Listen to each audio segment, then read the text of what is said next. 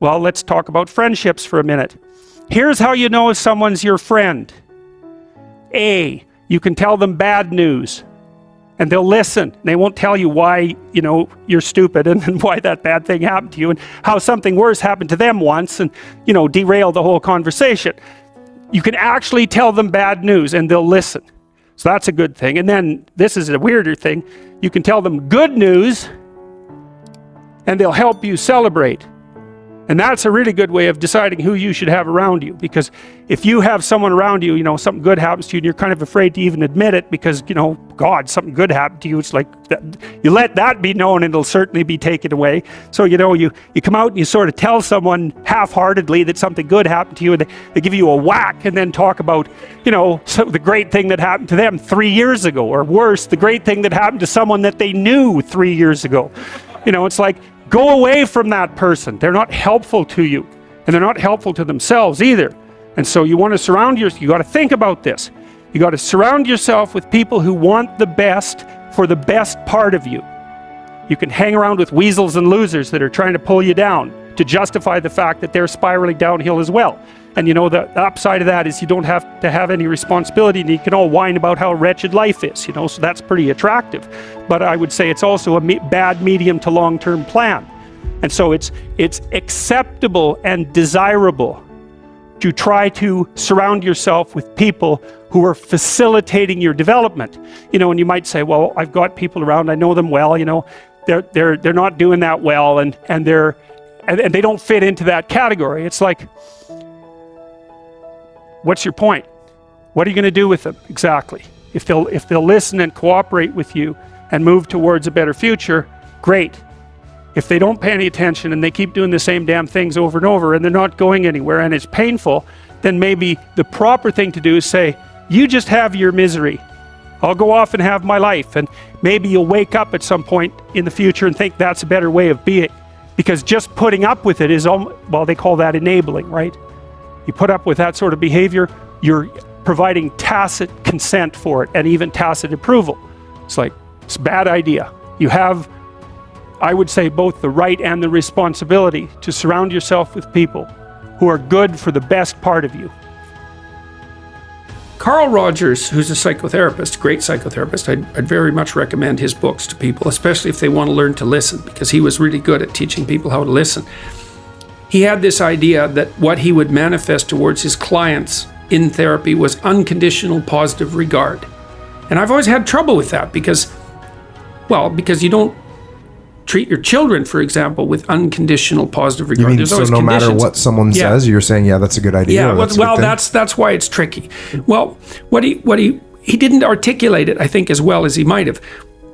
What you want to do is, for your child, is that you want the best for the best in them. That's what you want. And that's what you want from people that you surround yourself with. Now, they'll hold you to a high standard if that's the case, right? Because whenever you degenerate in any of the multiple ways that you're likely to degenerate, they're going to whack you on the back of the head and say, clue the hell in, you're demeaning yourself, you're less than you could be. And there's real judgment in that, and it's harsh, but with friends, it's the same thing. You want friends. They're not friends if they're not these people. You want friends who, when something good happens to you, that's good for you, right? They're happy about that. They're not all bitter and resentful underground and saying horrible things behind your back and telling you how they did something that was better and trying to drag you down. It's that's not helpful. And then when something bad happens to you and you go to them and you say, look, this terrible thing happened to me. First of all, they don't try to top it with some horrible thing that happened to them because they don't have the patience to listen. And second, they're not secretly gloating about the fact that catastrophe finally befell you. It's they're actually hurt by it. And that chapter is an injunction. Is take a look at the people that are around you. And if they're not on the side of what's good for you, then walk away. Because, well, first of all, that's best for them too. If you put up with that, all you're doing is enabling it. It's well, it's okay that you mistreat me in a way that's harmful to me and everyone else. It's actually, no, that is not okay. It's not the least bit okay. That doesn't mean you shouldn't try to help someone when they're down. That's a whole different issue. What if it's your family? So you know how you say walk away, right? Yeah. Do you still walk away from your family? Or do you You kinda, do if it's necessary. Yeah. There's lots of different ways of walking away. Oh yeah, you know? like create boundaries. Well, there's kind of that thing. for sure. There's that. I mean, you sometimes someone's on an incorrigible path. Yeah. Like there's just nothing you can do. You know, maybe they're aiming down. Yeah. They're aiming down hard. Yeah. And they're bitter, and everything they do is to produce misery, virtually everything. And you have to detach yourself from that. It's like I always think about it from the perspective of a lifeguard. So if you're training to be a lifeguard, one of the things that you're trained to do is to approach someone who's drowning and panicking. And the way you approach them is you put your foot out between you and them, and you push forward with your hands with your foot out. And you basically tell them if they're flailing about, you say, look, I'm here to help, but you have to calm down. And then if they cling to you, like in panic, you push them away. You think, well, that's pretty damn cruel, because what if they drown? It's like, yeah, what if you both drown? That's like not helpful. You're there to rescue them. They take you down. You're both dead. It's like fail, right? So you say, look, quit panicking. I'll help you out, but I'm not drowning along with you. It's like, well, it's the same with someone in your family. It's like if they're on a downward path and you've done your best, you know, you've made your efforts, and they're not paying attention. They're not changing. They say, yeah, well, I'll quit doing this. Yeah, I'll quit doing this. They tell you the same story over and over and over. It's a downhill path. You don't trust it. At some point, first of all, you stop offering your words.